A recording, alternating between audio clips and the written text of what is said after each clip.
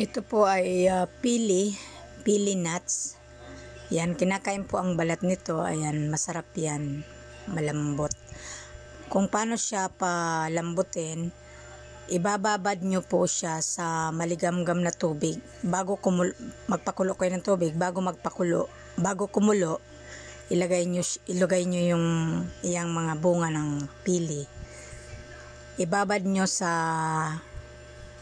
tubig na mainit na yon, gaya ng 30 minutes.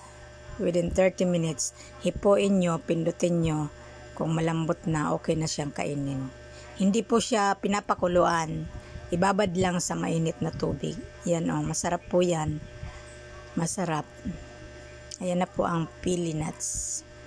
Ayan. Tingnan nyo po. Matigas po yung kanyang buto. Para siyang nyug. Parang shell ng nyug. Ayan. Masarap po. Yan, isawsaw nyo sa patis. Kahit hindi na isawsaw, parang may asin na siya.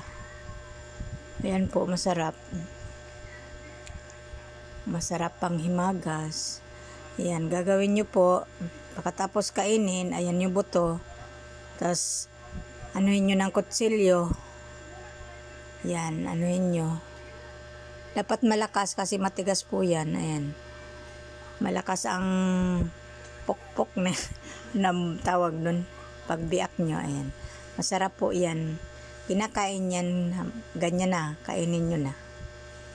Kahit hilaw siya. Maganda din dyan, masarap din dyan, nilalagay nyo ng asukal. Yung parang, coated ba?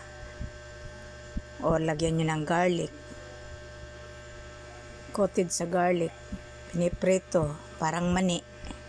Yan, sarap po siya. Ayan guys, subukan yung kainin. Marami nito sa Bicol. Ewan ko lang sa ibang lugar kung mayroon din sila ng pili.